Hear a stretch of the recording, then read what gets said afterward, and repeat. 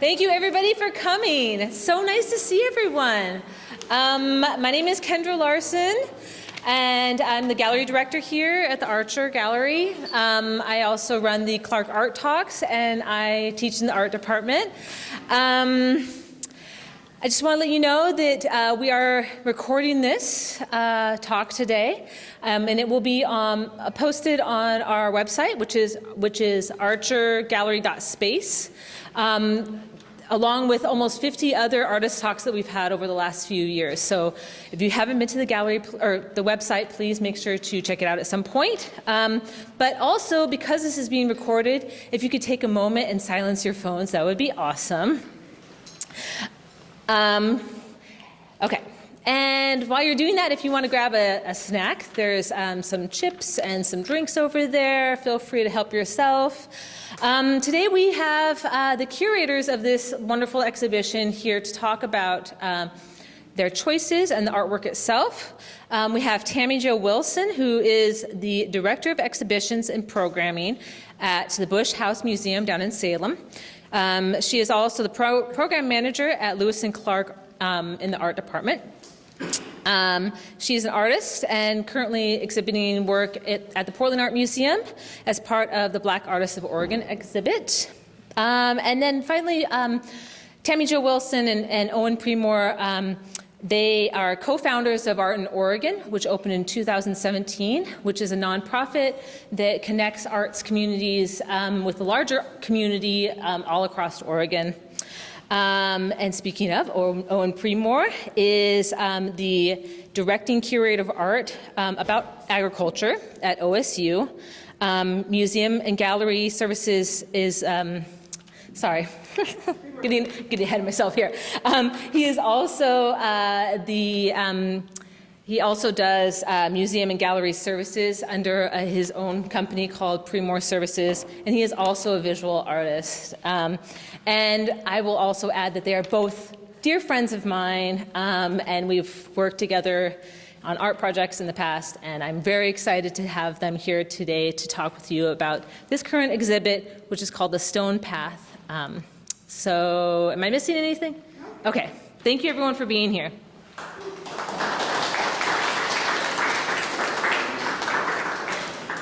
Hi everybody, thank you for having us. I just want to also take a second to acknowledge and thank their other curator, Selena Jones, who couldn't be with us today. She was integral in making the show come into existence, and we'll talk a little bit more about that as we get into the show. She's also a visual artist and sculptor. She's been a long time volunteer and contributor to Art in Oregon. I would like to start. Do you want anything to add on Selena? Okay. Yeah. I'll start by introducing you to The Stone Path. The exhibition gets its name in part from the printmaking process that's used in much of this work, the works that came from Crow Shadow Institute for Art, which is a art school. I would call it a school here it's like the Pendleton area, outside of Pendleton, specifically for indigenous artists in the indigenous community in that region and in Oregon.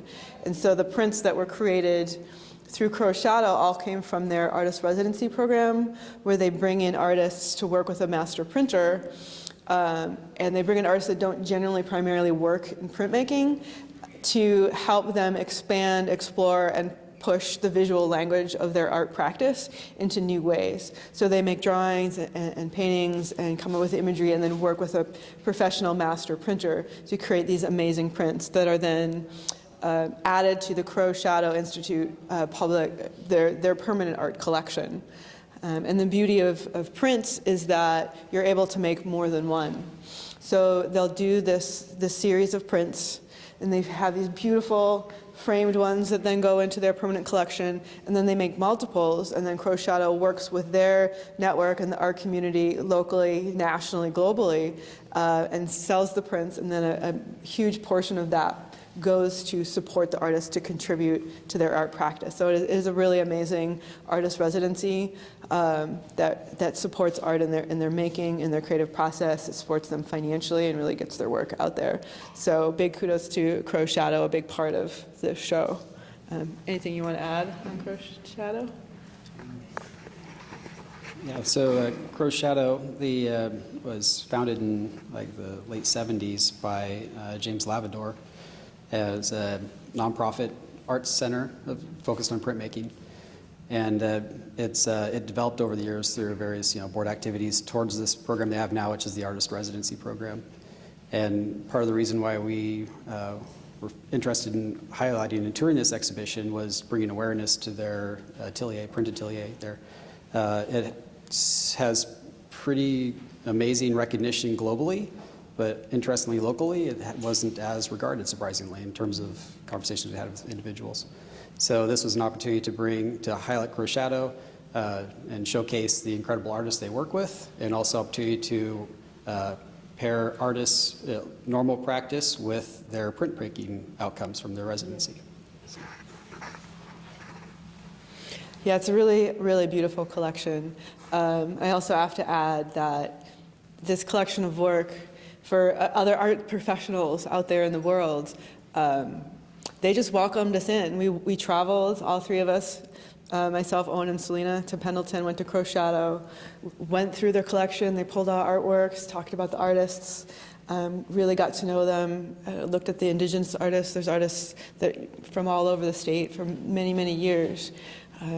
And we selected the 8 artists that are in this show based on thinking about younger artists, older artists. We wanted kind of a depth and breadth of indigenous artists currently working and practicing in Oregon, a variety of styles and subject matter represented, and then also artists that we felt would really be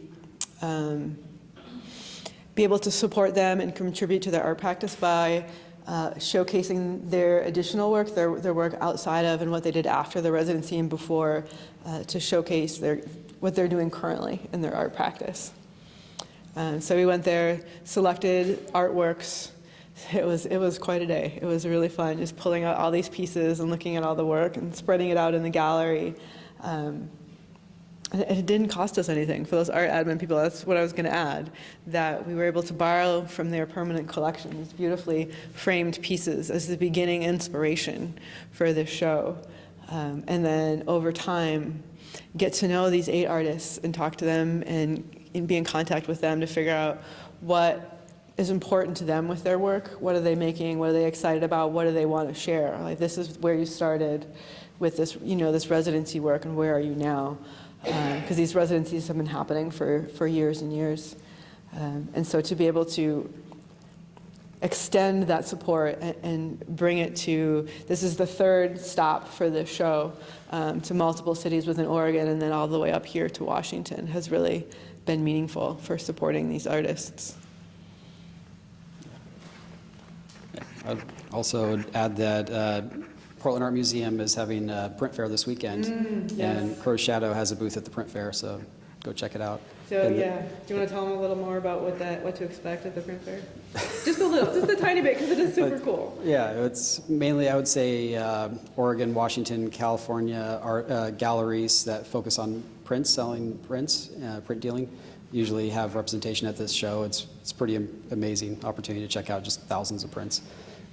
So with Crow's Shadow, the prints here, usually they run, about 18-ish copies of each piece, something around there, around 18. Yeah. It's not a huge number. Yeah, it's not a huge number. So having an opportunity to see Crow's Shadow's booth and all the pieces in their collection, they have a really nice display. It's worth checking out. One reason I wanted to highlight it, even though it's only somewhat related to this moment other than Crow's Shadow, is because the Fine Art Print Fair is a really good entry point to owning and collecting artwork. It is a place where you can buy a work of art for maybe $100, $150, $300, and there's so many of all different styles of really, really old classic stuff to like really edgy contemporary things. And so it's a really accessible way to buy a piece of art at the Portland Art Museum in a way that it feels affordable and accessible. So that's why I love Fine Art Print Fair, because it's really helps me feel like I can be a person that owns and collects art. And that is part of what the show is about. That was part of the point of the residency, was making the artist's artwork accessible and to be able to have more people enjoy and take home and hear their voice in their homes and in their art collections by making these series of prints. So it is very much a part of the process. Yeah. Yeah. And Judith was a big part of it. Yeah. Judith at Crochetto. Yeah. Yeah. Master printmaker. Yeah. Can you? Yeah. I forget Judith's last name. Judith Bowman. So Judith Bowman's master printmaker at Crochetto. She's also interim executive director at the moment. They're between EDs. So she's doing a lot of work. So yeah, really great. So she had her hand in most of the pieces in the show, I would say, a fair number of pieces in the show, and working with the artists to develop the prints they're going to produce. Can you describe the printmaking process? I feel like you could do a better job than me. I don't know if I can do it much justice, but it's a pretty complex process. And talking with Judith, she actually said they don't really use stone lithography all that much anymore. They have different they do processes. there, but in general, They usually do different processes. Yeah. So it's kind of fascinating. But for these, they showed us the stones. Sometimes. Yeah. But it's a mix of mediums. So Okay. yeah, and it's yeah.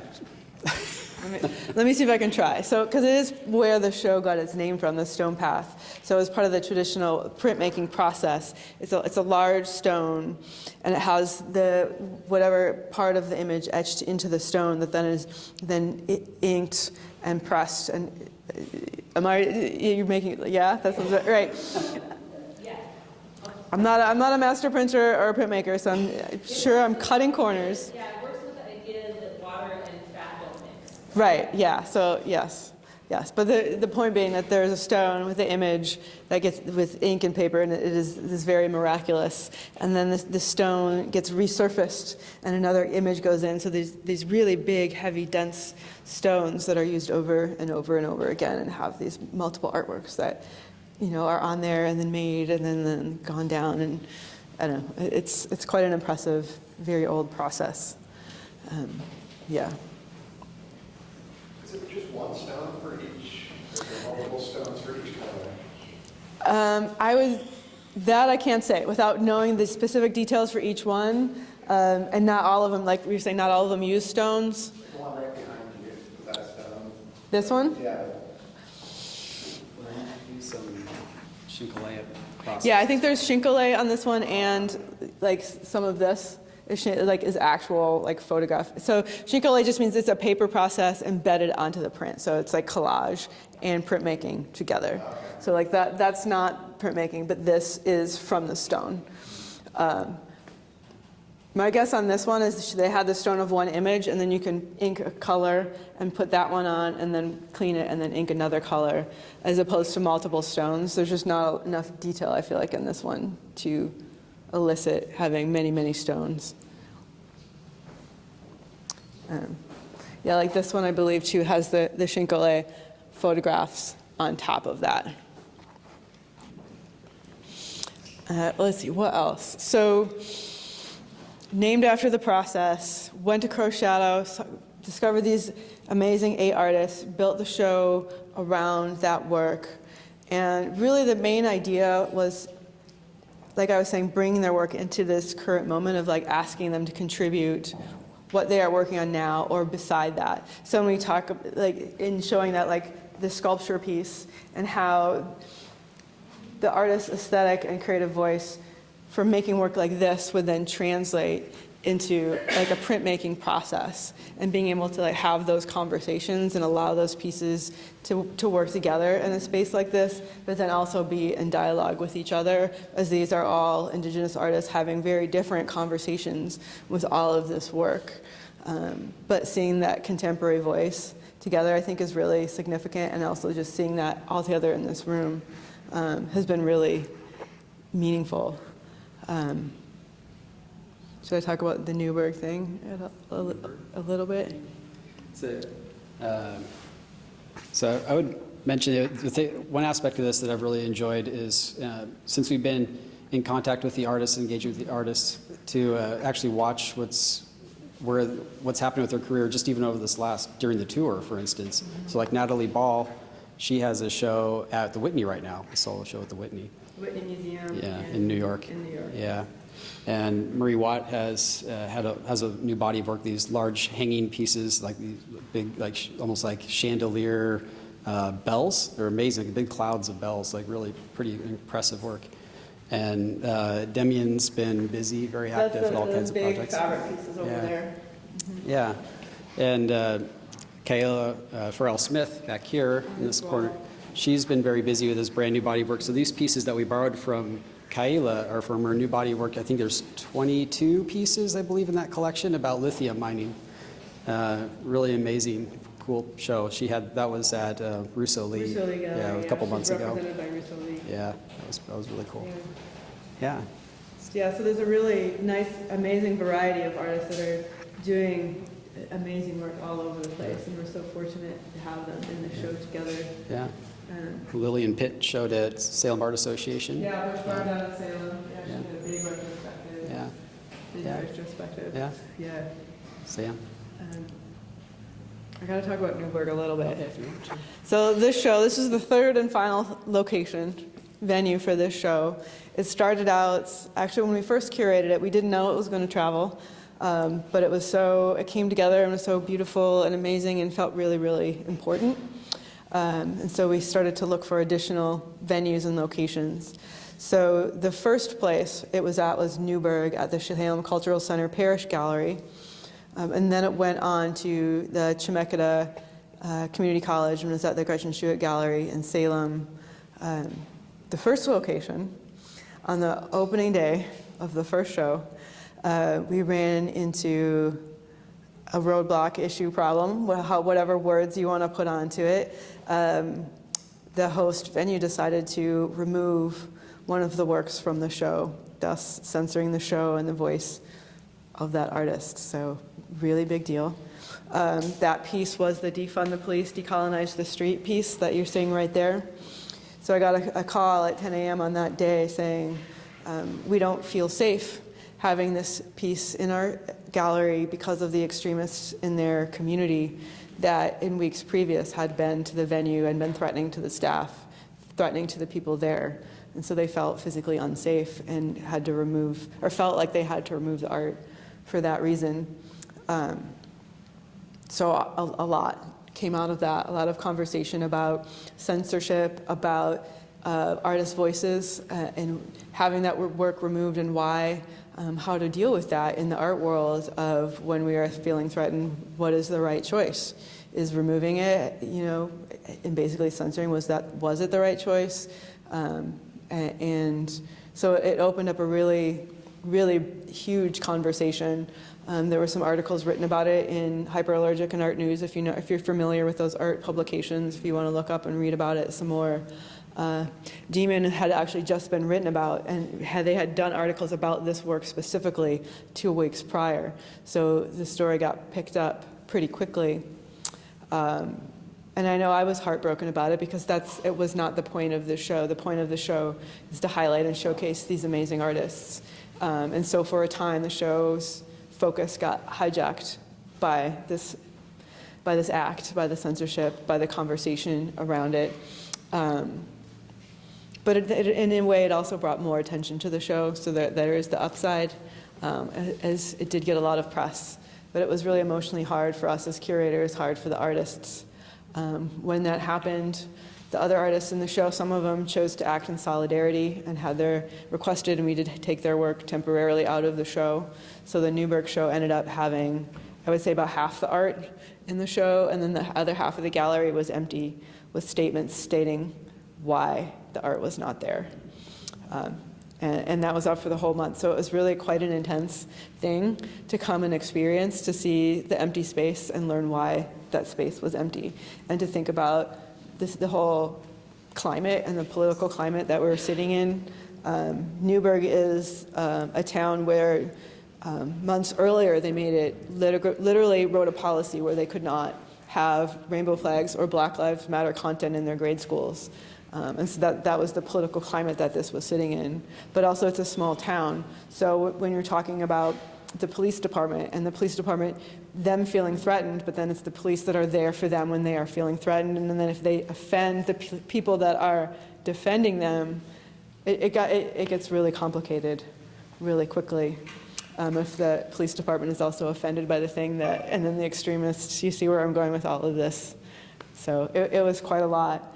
And then when that happened, and all of that content, then we had to take that to all of our future venues and say, this is happening, there's news articles, there is this whole situation. Be prepared when it comes to your school to have these conversations and to be able to talk about the censorship, the fear happening in the art world. And that wasn't an isolated, there's been other places within the art community in Oregon and around the country where shows have been censored out of fear of extremists coming in and causing harm.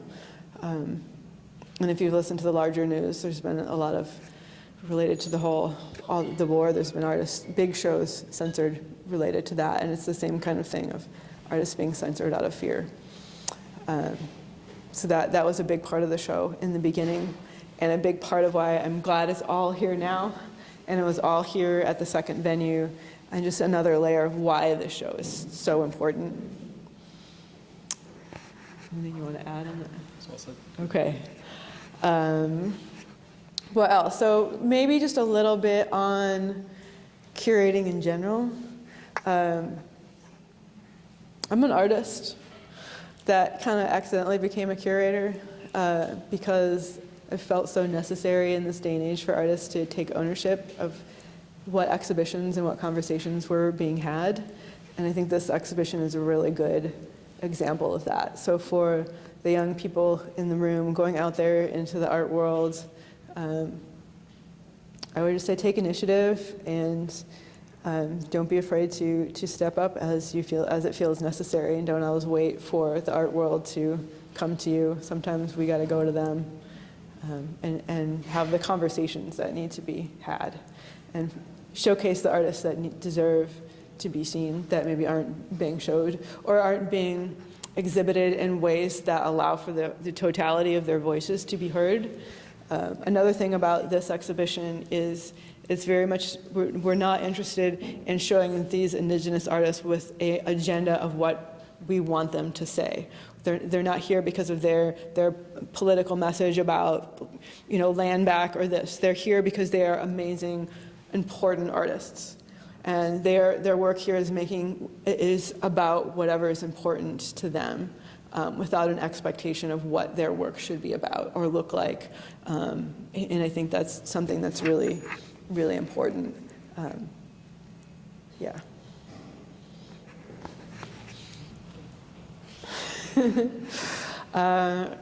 Yes. You suggested that you're looking for what they have to say, but you still made a selection within a large amount body of work for each.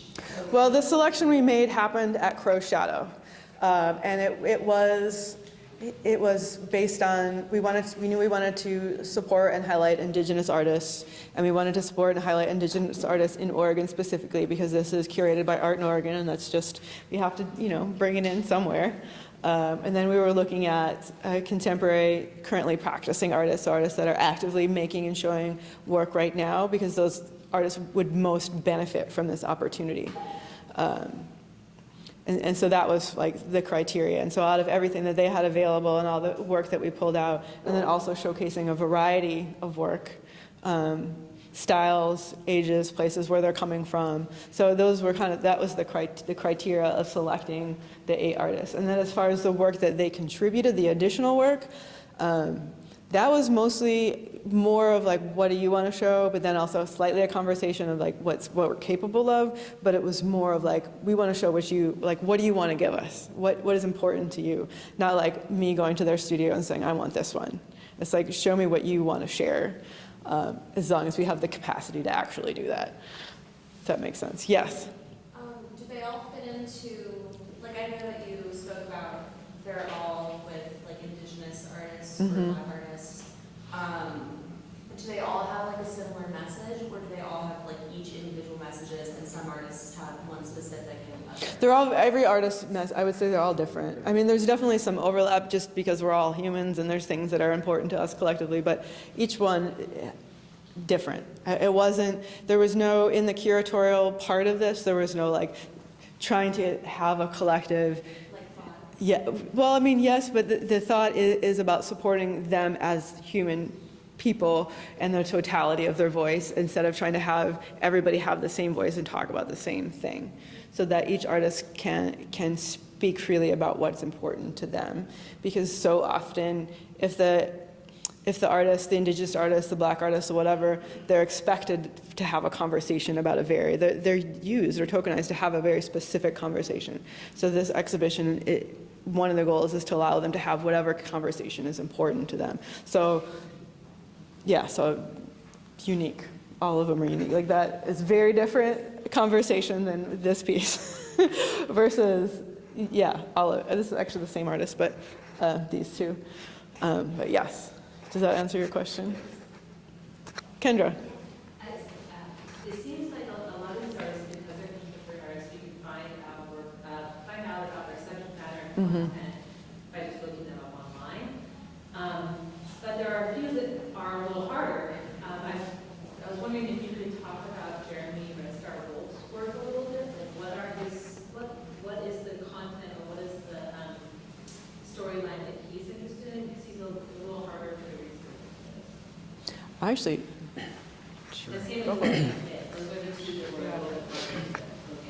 Yeah, so I haven't had any direct conversations with Jeremy, so it's kind of based on research and what else I've learned about him. So Jeremy, he's was an early resident at Crow's Shadow. So when they first started setting up their like 10, 15, I'm trying to think of how old the yeah, residency is. it was like I saw there were some pieces from like 2002, I think. Yeah, so like 20 years ago? Yeah. So he was an early contributor, and still it seems to be fairly heavily involved. He's also, I believe he's involved with the Umatilla Reservation as a chair, I believe. So he's heavily involved with the politics of the region around Crow's Shadow in important ways. So yeah, we were able to borrow, was it three pieces from him, which is pretty great. Yeah.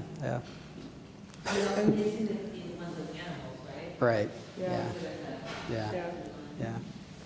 Yeah.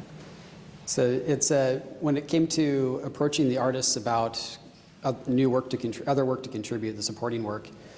For the most part, it was, the artists, we shared with them the premise of what we were undertaking, and let them kind of decide which pieces they felt would, elevate or contribute or pair well with the work in the collection at Crow's Shadow. So yeah. So yeah, it was really great to get real new work too. So from like Kaela, real new. Yeah. But yeah, they're all very different. I don't know if I could go deep conceptual on all of them. Yeah, that would be a lot. And Lily's work, is there Where is the Lillian? Oh, here we go. This one. So, I mean, I can just talk about my experience of it. As I know, she's very much into like symbolism and like symbols that were important to her as an Indigenous person, and very much into the natural world and animals. And for me, these are very like this when you on the stone petroglyphs. Petroglyphs, thank you. They're very much reminiscent of that. Isn't there another one? Oh, over there. There we go. Very much reminiscent of that, which I found to be very interesting and unique in its conversation in this show, as far as like talking about what artists are interested in, and just this kind of the simpleness but the universalness of the imagery and the language that it's connecting to, of these kind of basic, almost animal human shapes, but then kind of natural textures at the same time, reflecting a little bit of possibly the surface that this symbol would then be carved onto. So really taking you back to that moment way back in time. Yeah. And I know Demians were originally used as actual protest flyers. And they were intended, I don't know if they actually were used. Yeah, I think they were because there was footprints when we first got them, but actual like in his in their political activism. What else? I'm trying to think if there's other ones that I know more about that I could talk about. Pieces on the ground from Demian. So the offset press pieces on the ground from Demian came from a residency with Stello Arts. I think it was at was it in Colton, I believe? It was with Stello. So that's kind of cool to actually see the part. So the idea that Demian had for this piece is they were interested in the viewer actually contorting their body to look at to read the text. So that was an important aspect to them. So we were trying to figure out how to lay it out and get it positioned in such a way that you actually have that physicality of engaging with the piece. And also kind of mimic the image that's on the wall here with the offset, with the letterpress. Yeah, was that the press that they were made on in Yeah, the picture? yeah. That's when they originally made Yeah. in that space. Mhm. Yeah. And those, the posters here are actually from the protest 2020. Yeah, original protest. Yeah. That was done in collaboration with another nonprofit or another different printmaking person. Yeah.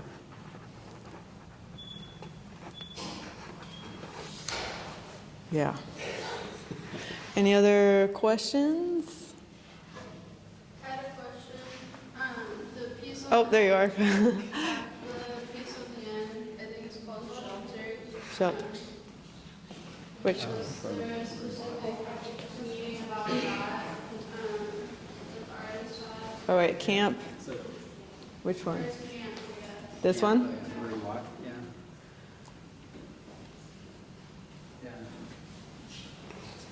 So Marie Watt, she works often is known for her work with blankets. She thinks about heritage.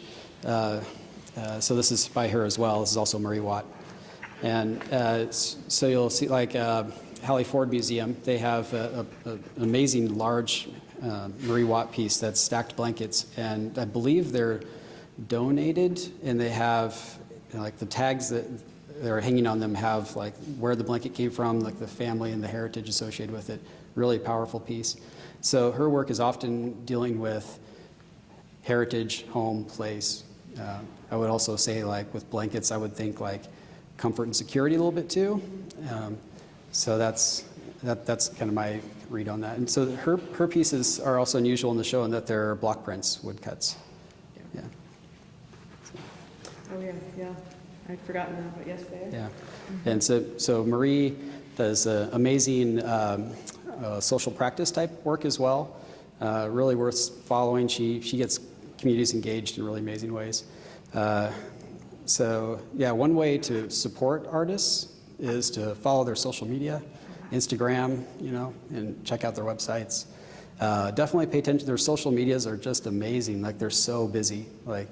It's like Natalie Ball involved with her community in Modoc. Kaela is busy, always posting.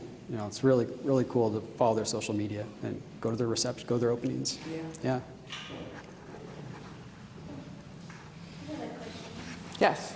How many different tribes are represented? Oh, I wish I knew that. Do you know? How many tribes? How many tribes are represented?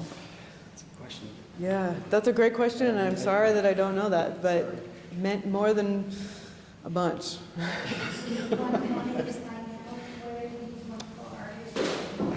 Sorry. It's on the label, so it's Yes, but I haven't counted.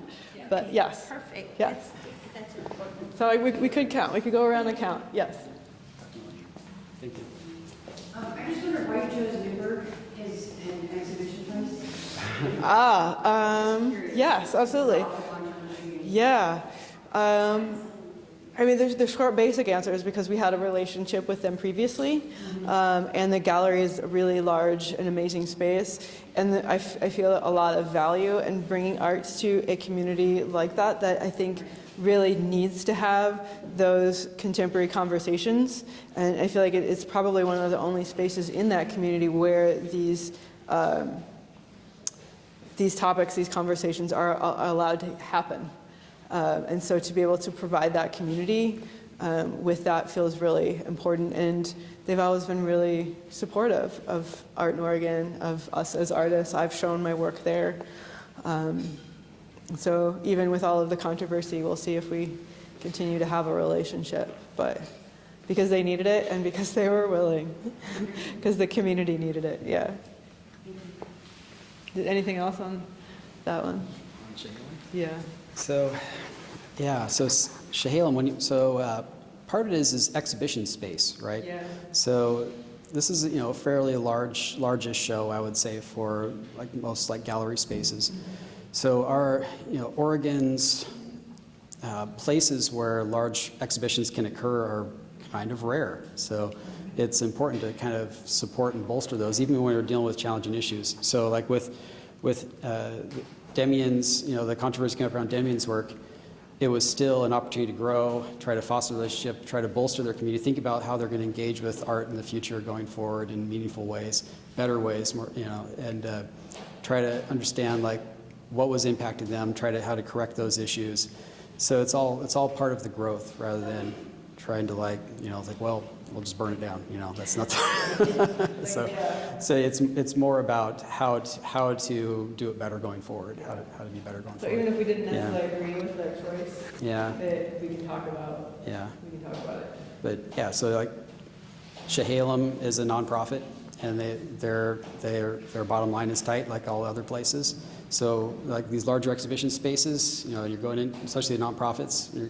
These spaces still require tons of funding and support to make things happen, and it's really important to show support for those institutions. Yeah.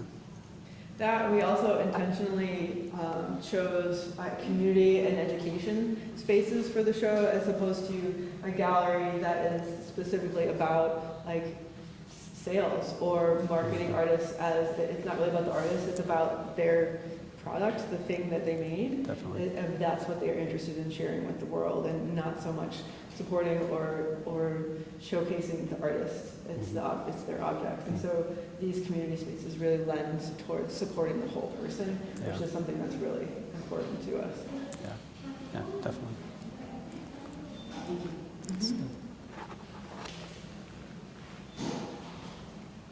Any other questions? I have no idea how I work. And I know there's a lot of art students here too, so. Yeah, ask our question. Yeah, well, these folks are artists and they wear lots of different hats, so if you have any questions. Anything about getting your work seen, about curating, about any of it? How did you specifically find yourself curating pieces? Was there a specific journey you went on for that? Yes, that's a great question.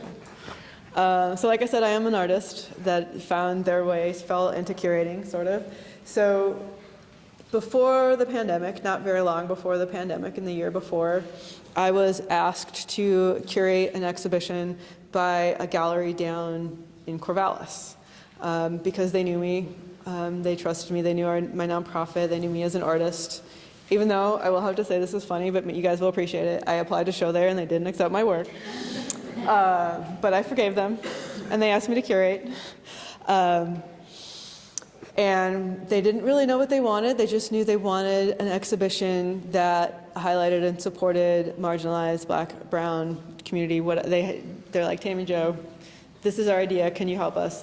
We don't want it to necessarily be our voice. We want to bring in a new voice. And we know you. Do you want to do this? And I was like, okay. And so I came to it thinking about, as from an artist's perspective, what am I not seeing? What is not being done? How, who is being missed?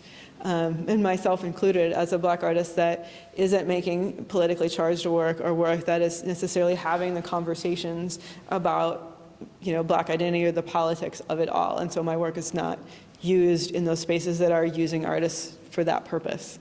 So I was like, how can I come up with an exhibition that is going to allow Black artists like myself to speak freely and fully and express their voices? So I came up with the exhibition Black Matter, and that really solidified my curatorial work. Owen and I, through Art in Oregon, had curated other exhibitions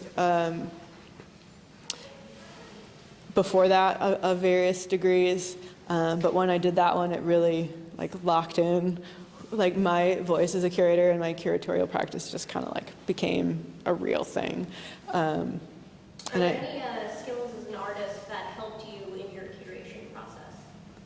I would say the thing that for me feels the most valuable as an artist that also curates or a curator that also makes art is really seeing the whole artist and knowing how to be supportive of them in the curatorial process, as opposed to seeing so many curators that are just interested in the work in spite of the artist, and maybe don't offer that same level of care and support and consideration, whether it's making sure the artist is paid, as opposed to like, well, we'll just borrow your work even though you spent hours and years and hundreds of thousands of dollars making it. We're not going to pay you, we're going to borrow it, and maybe if I sell one, you'll get something.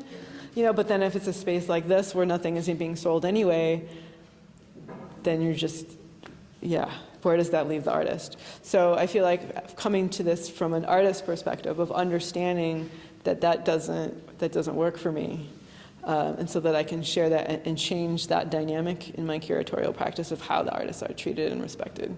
And then have your experiences as a curator affected your art personally as well? Affected like how I make my work? Yeah, how you make your work, or perhaps the subject matter, or influenced you in any way because you are seeing different artwork. Yeah. That is a great question that nobody's asked me and I haven't really thought of until this moment. But I'm going to say yes. And I'm saying yes because the piece that I currently have at Portland Art Museum is called She is the Seed. And it is about giving of yourself in a positive way over the course of your lifetime and being a seed for what is to come next. And for me, I feel like that is very reflective of my curatorial vision. I think that would be a good question for Owen. Yeah, he is very much, yes. Can you do your version? Of My version? How I got into curation? You are also an artist that then went into being a curator. And then on top of that, what are the mediums you guys like working with as well? Well, let's wait on that one. Do the curatorial one first. Well, Tammy works with oils and encaustic. And oil painted and encaustic. Yeah. So, so my route to curation. So grad school, I studied interactive installation, spatial art with technology-based interactive installation, interspaces and things respond and sensors and such. This is like early 2000s, so there was Arduinos and things like that, so it was a lot of like figuring things out. Boards and electronics. Yeah, that sort of stuff. Yeah, and so that led to a position at OMSI. Oregon Museum of Science and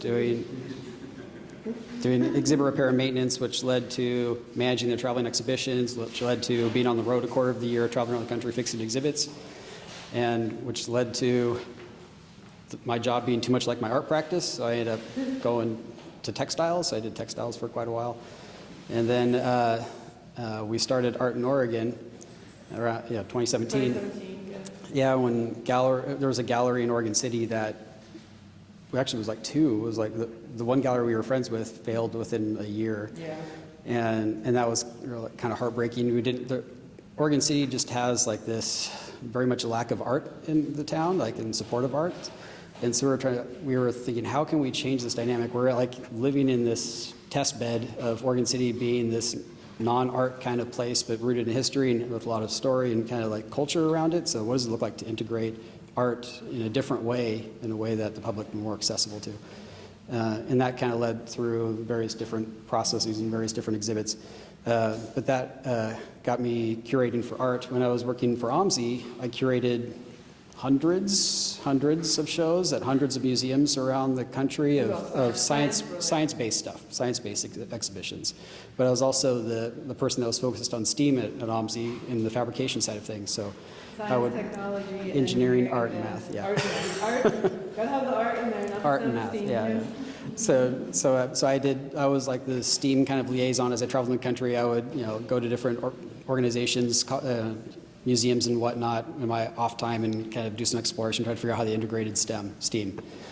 And helped OMSI develop a 7th grade makers STEAM program as well. That was a lot of fun.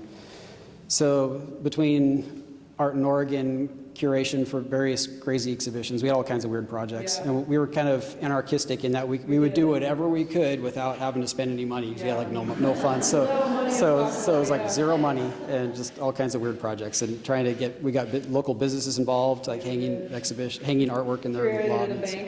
Curated, yeah, all kinds of things, yeah. So that led to a position at OSU in the College of Agricultural Sciences, where they're heavily focused on the overlap of STEAM, science and art, what that looks like. So I curate, director and curator of the Art About Agriculture program, which has been around since 1983. So we actually have open call right now. You should apply. You should. You should totally apply. Yeah. So it's Can you just describe the breadth of that? Because you guys know agriculture is massive. Yeah. It's not cows and chickens. No. It's so much broader. Yeah. So it's microbiology. It's marine. It's water resources. Water, air, or like the theme this year is natural resources. It's super broad, very contemporary. OSU loves the hard topics, so like it's really pretty great. Like they like to have dialogue. Anyway, it's Northwest wide, massive call. Last year we had 641 submissions. It's huge, so it's worth checking out. And it's also a purchase awards for the permanent collection at OSU as well. So. Yeah. So you could actually sell your art. Yeah. So I do a lot of curation, traveling exhibitions for OSU. I have 2 exhibitions of Betty LeDuc right now, one at Hatfield and one at OSU. So Betty LeDuc is a artist in Ashland. She's like internationally known activist artist, really cool work. She's traveled all over the world, visiting like remote communities and learning about cultures and highlighting women's roles in different cultures. And it's really cool work. Let's see. Path for curating, I think was where. Oh, path for curating. What? Oh, yeah. What was the question?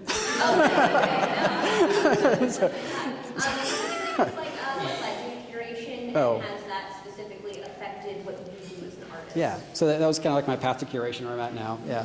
So the how it's influenced my art. So because I have this tech side of me, like the artwork I make is kind of technology based. I do like kinetic electronic stuff. I'm kind of going back down that road again. I have 2 exhibitions coming up, one in October and November of the tech-based stuff. That's going to be in Portland. One at Souvenir in October and the other one at Gallery 114 in downtown. So I would say what curation is, helped me understand the admin side of curation from the artist, that the artists don't necessarily understand because they're like, oh, we got paperwork and loan agreements and what's all this pricing, and it gets kind of confusing. But now that I'm on this other side, I have empathy for kind of both sides, like what needs to happen there to make a fluid, dynamic, exchange between the artist and the lender and the gallery. I would also say that it's also helped me kind of loosen up, I would say, a little bit as an artist because. On the artist side of things, there's that gallery curator wall that you're like. It seems like this filter, right? Like so, the gallery is like kind of this. The curator's kind of this wall, right? When you're submitting work, and you don't really have you kind of make assumptions about the expectation of what's going to happen on the other side of that, and it gets into the gallery space.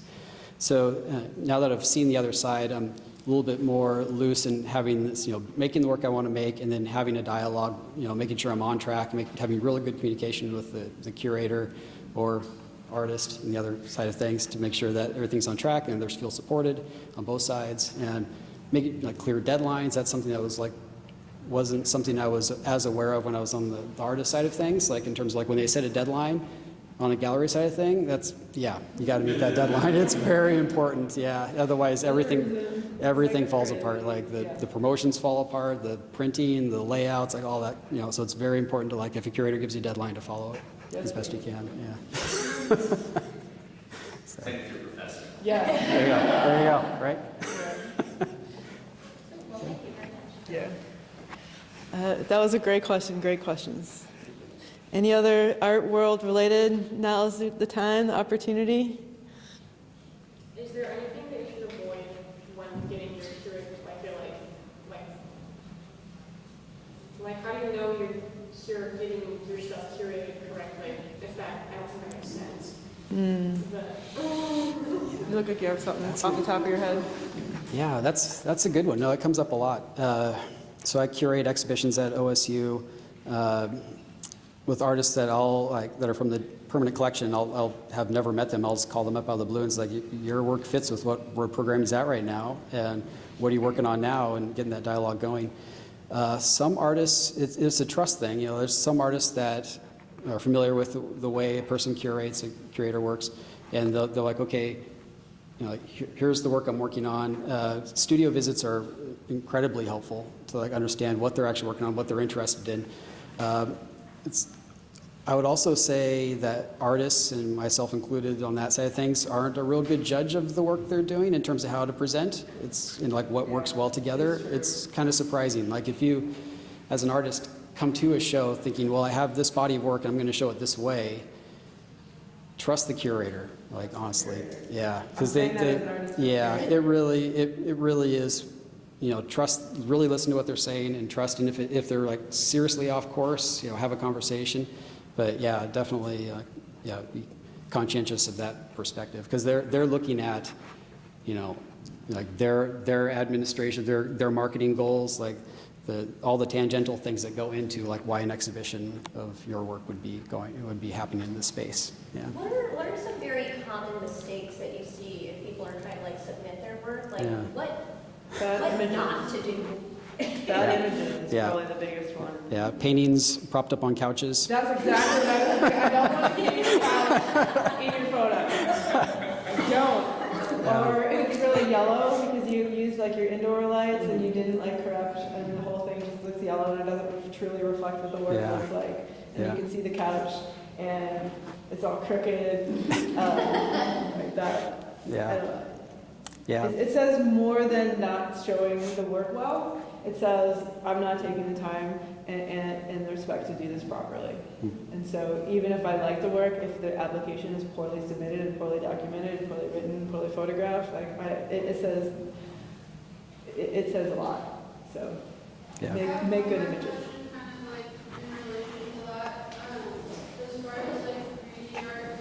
Yes. As an artist, you have a certain perspective or angle that you're looking at the thing that you're making, and I guess your hope is for people to look or observe it from that same angle. Is that not the angle that you should be taking photos of? I'm gonna let the sculptor answer that one. Yeah, great question. Yeah, so yeah, there is that when you are presenting digital images, digital files, you're presenting forward what the jury or whoever the curator is going to be seeing, right? So that perspective, you're choosing that perspective, right? So if it's a dimensional work, as in 3D object, definitely submit 3+ images if you can of different angles, different sizes. Give a real good sense of scale. That's something that's always surprising. If scales aren't real accurate, that can be a real game changer. Being clear on the material, scale, yep, things like that. Definitely. I don't know how you feel about this, Owen, but sometimes from an artist's perspective, they'll say you get 3 images, but it's like a sculpture and you want to submit 3 sculptures. Yeah. I don't know how you feel about when they cheat and put 2 pictures on one thing. If you have to do that, do that. I feel like that is, for me, from a curatorial, I would rather see you put 3 images on one image, so I can see more angles. Yeah. And really get a sense of the work and see one image of something like have no sense of scale, of shape, of material. Follow the rules. If they want 3 images, send 3, but make sure you're delivering the information they really need to know the work. Yep. And how do you recommend to suggest scale if you don't want things in the background? Yeah, no, I hear you. Oh, you're the sculptor. I'm gonna let you know. Oh, things in the background? They were asking, how do you project scale if you can't have things in the background? Oh, in terms of scale? Yeah. Person, just stand next to it, Yeah, I've definitely seen that. That works well. If it's in a gallery or in a space that looks like it could be a gallery, having a person looking at the piece. Yeah. That's a good one. Yeah. Also added that Mario Bellucci, who documented this show, he's a photographer, he does a workshop every spring on art documentation. Here. Awesome. For the portfolio development course, but it's open to everybody. Yeah. So, yeah. Or you can just pay Mario to shoot your work. That's true. That's always a good route. I recommend that as well. So Mario's awesome. He's worked with us, with Art in Oregon, on a project documenting a collector's entire collection. Full collection. And we did that over a weekend. It was 300 pieces. Mario's incredible. Yeah, so the other thing I would mention about art submission, if you submit a piece, once you like hit submit on a piece, please don't work back into it. 'Cause that's always a surprise in ways that could be problematic, so, yeah. Yeah. Can I just say that as you OCD art students, I love you dearly, and one of you, that for me, that's when I decided work is completely done, cannot be touched again. It's when it's submitted or taught, it's like up on a website. It's like you can't touch it again. Don't be George Lucas, man. Just let it go. Make another piece. Yes.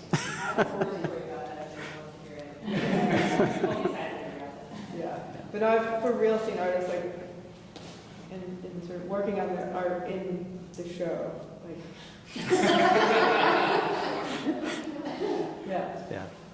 Yeah. Or if it is like, say, it's an installation, something that's more, ephemeral, that it's just be real clear in the way when you present content, like the images you get that are representational of what you're going to bring forward, and just be real clear about it. That's not going to be exactly as what's depicted in the image. Yeah.